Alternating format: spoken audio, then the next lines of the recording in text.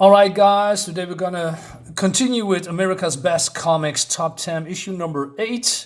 I like this cover, by the way. Like this woman is playing a computer game on some kind of a Game Boy, I think.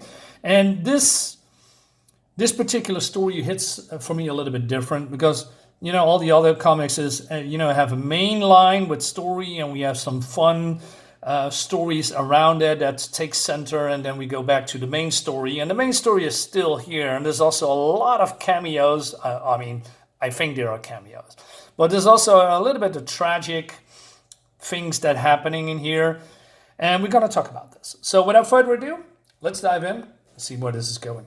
So we have this woman, and she's Peregrine. She's one of the, I'm not sure if she's a lieutenant or a captain. I don't know what title she has, but she is, leading the police force, right? And I also didn't know that she has a wig on. And look at this, how do you say, is this called a facet? I don't know what, when you go shower, I don't know how you call that. But there's also a lot of cameo in here. Cameos like the Fantastic Four. For instance, if you can, I don't know why she has a painting of the Fantastic Four here in the bathroom, right? And this, I believe this is Namor, right? And so she hears the radio. There is some kind of accident happened. So she goes there, and look at this art, man, from Gene Ha. This is so incredibly cool. The perspective is amazing. The art is amazing. You just watch this and say, "Oh wow, this looks good." A splash page should always look good, in my opinion. Or you try to strive to be as good as possible, or say, hey, maybe a location, and you see different things in here, right? This looks really, really well done. All right, so a lot of people needs to go around because there's some accident on or detour, because there's an accident happening. I'm not sure this is a flying road or something, but it seems that they need to go around it now. And look at this. We have, who's this? Plastic Man, Elongated Man, Mr. Fantastic. I don't know who the other ones are. Anyway, so what happened here is that is an accident, but not just a normal accident with a car. There is some flying vehicles involved, but it seems that some being that is, I believe, a contestant for a game.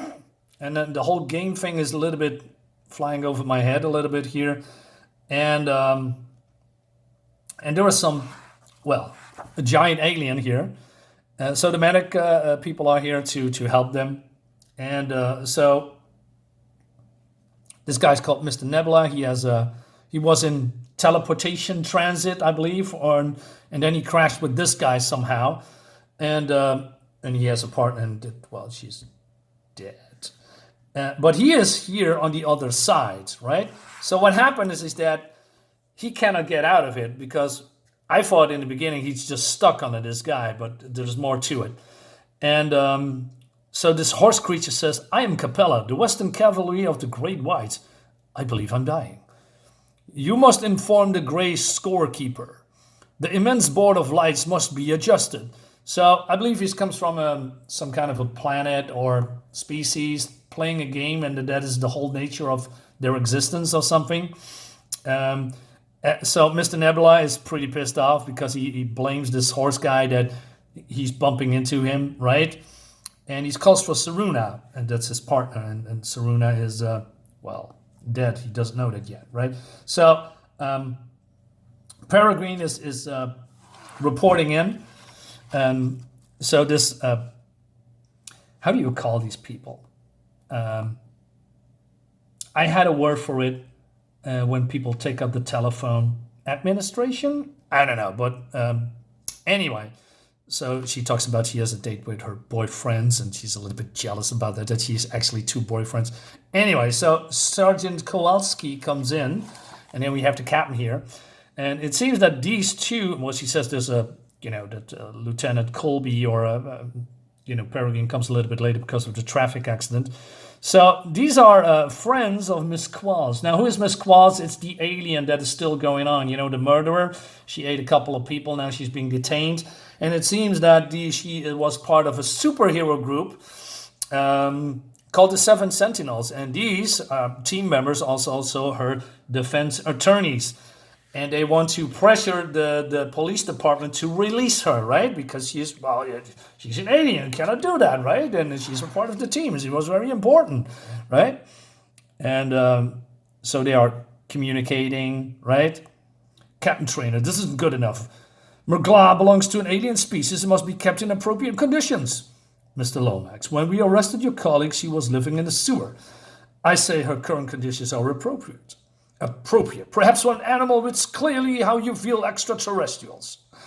Appropriate for a serial murder, Mr. Lomax, who has killed and partly ingested perhaps 10 women over the last 3 years.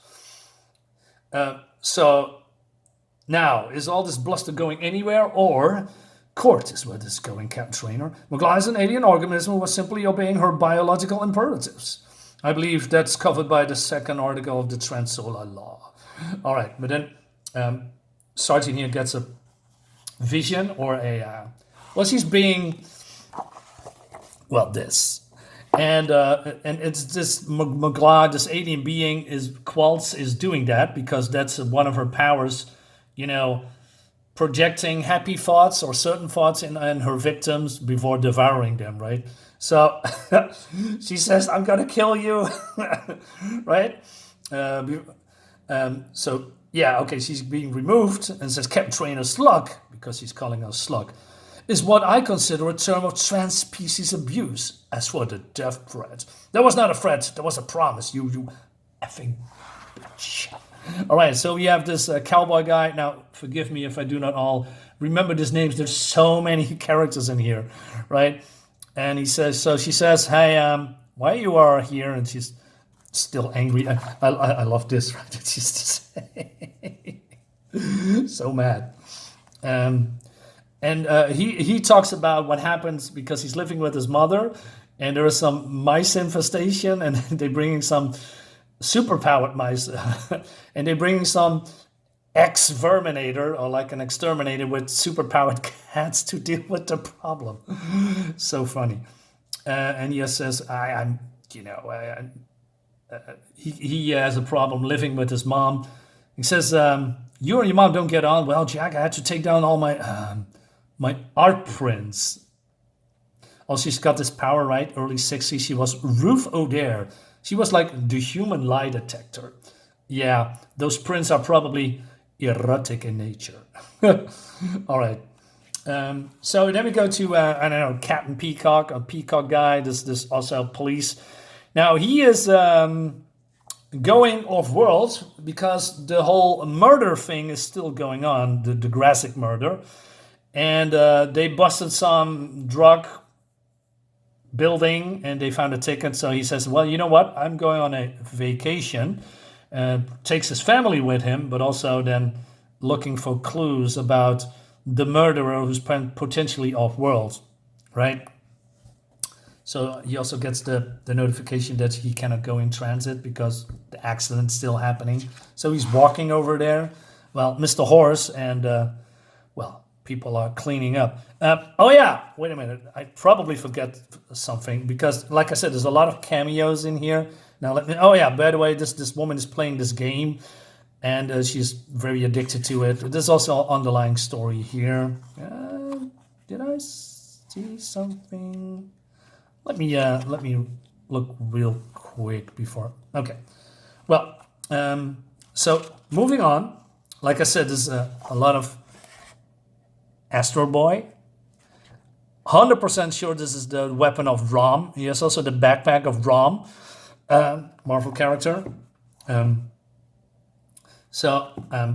Nebula is finding out that Saruna is dead. He says, well, you need to stay calm and still. God, poor guy, can we at least cut the wreckage away? No point, it's not the wreckage that's strapping in. His lower body is partly fused with the gamers. Oh no.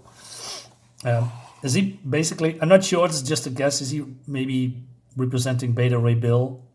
Probably not. He looks more like Galactus, but then with a horse head. But yeah, I should laugh because it's tragic. Oh God, he doesn't know. I mean, isn't there any pain? We figured the fusion was several his spinal column. Frankly, I'm amazed he's still alive. Maybe you could tell us what happened. Isn't it effing obvious, Mr. Nibbler? I want to understand what happened to you. I want to help. Yeah, I know, I'm sorry. Me and Suwanda were visiting her from Ulsol, and her homeworld out Rigel Way. Listen, what's your name? Kathy Colby. Kathy, that's good. You know my mom, she was called Kathy. And me and Suwanda, we riding the Kappa beam, and reminds me of the Zeta beam, you know, from Adam Strange that, you know, teleported from one place to another. Could be all coincidence, but still. I saw the shape, like a guy, that everything exploded. I also experienced this. My move upon the Thunder Road seemed safe. 22 Yotta clicks galactic south. And he's talking about that.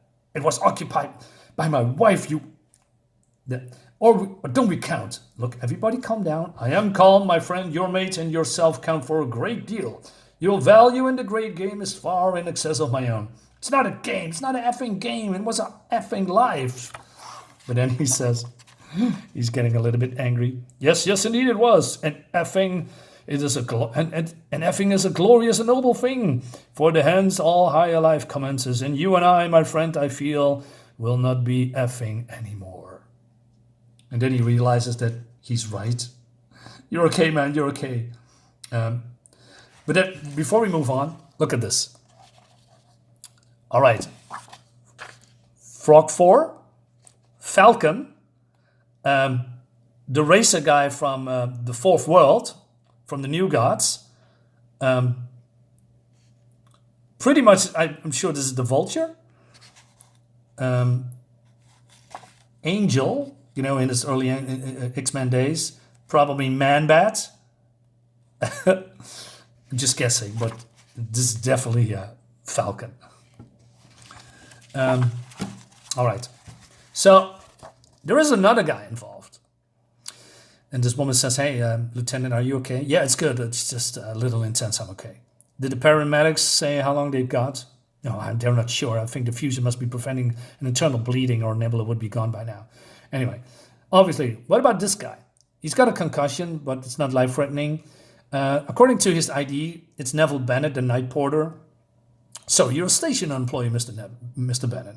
Yeah, he says, I'm groggy. What's happening? We think you were hit by debris from a teleporter collision. Try and take it easy and get the statement from you later. You know, Lieutenant, you're right. This is intense. I hate accidents worse than murderous. Accidents are just like random. And I mean, all those flying people flying by, bitching about the detour just, you know, every day, and then there's an accident. I was just thinking, horseface guy, the cavalry thing, maybe he's right. Maybe it's a game. And then we go back to, the station, and she's having a meltdown because he's losing the game. So, and the captain is now talking to the higher-ups, Commissioner Ultima, and she says, hey, don't let you get threatened by all these people that wants to get the Quartz girl away. Just, but he says, hey, I'm scheduling for an inspection. I'm looking forward to see you then, Captain Ultima out. So also he talks about the Graczyk's Gromolko case. When the detective raided Graczyk's hideout, they found a strange radioactive drug and a transworld ticket. Corbeau's falling up the ladder. Yeah, so that's that Peacock guy, right? So the Peacock guy is meeting with his family, and he says, well, talking about the departure and about the accident. And then we go back to the accident again. Hey, yeah, I figured it out. Why you wouldn't cut the star stud brackets away. I'm fused with the gamer, right? I'm gonna die, ain't I? Yes, I'm sorry. Don't worry, it's not your fault. At least I will be with Saruna. All right. And then she's getting called by this woman, Lieutenant. What is it, Mr. Cambridge? Well, I noticed the station porters down below, they all big clone things. They don't look or dress anything like our night porter guy, Bennett. Wait a minute, is this Candor from Superman's Fortress? Oh man.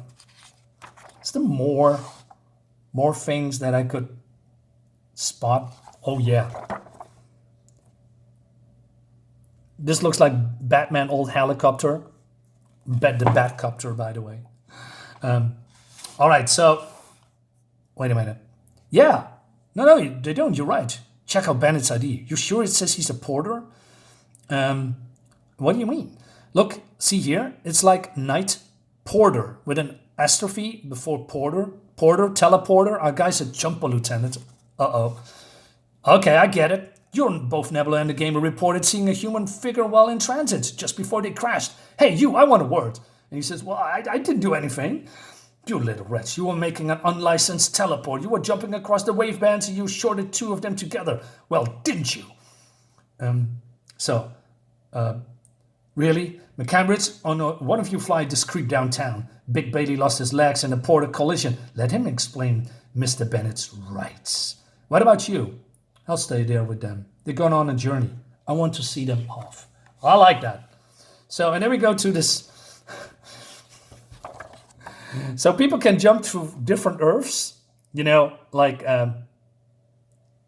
Vacation on Infinite Earth. So this is a fire. What's his name again? Firestorm, Ultraman, Superwoman,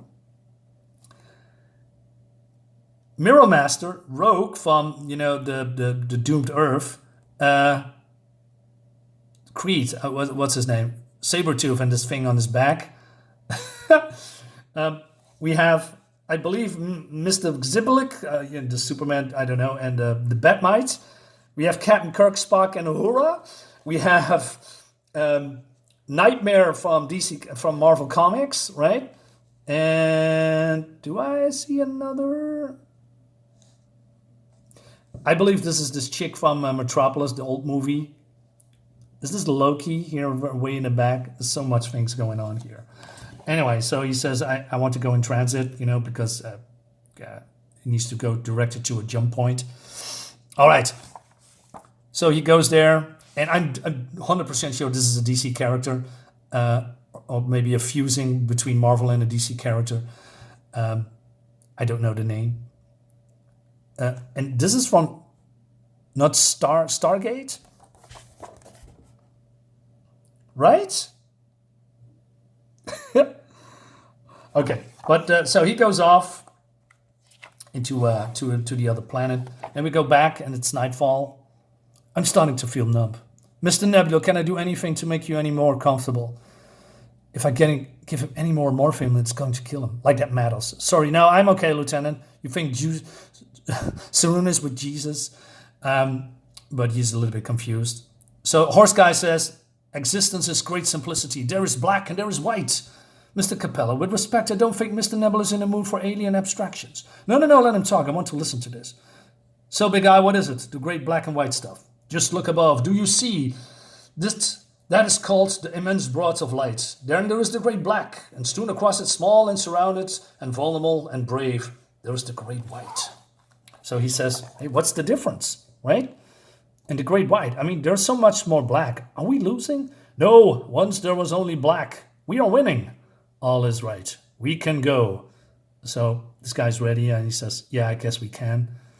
And, he's dead.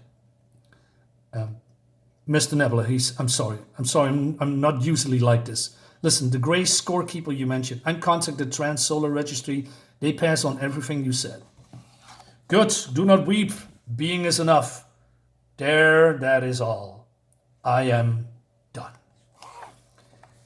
And then he dies. And that's the end of the book.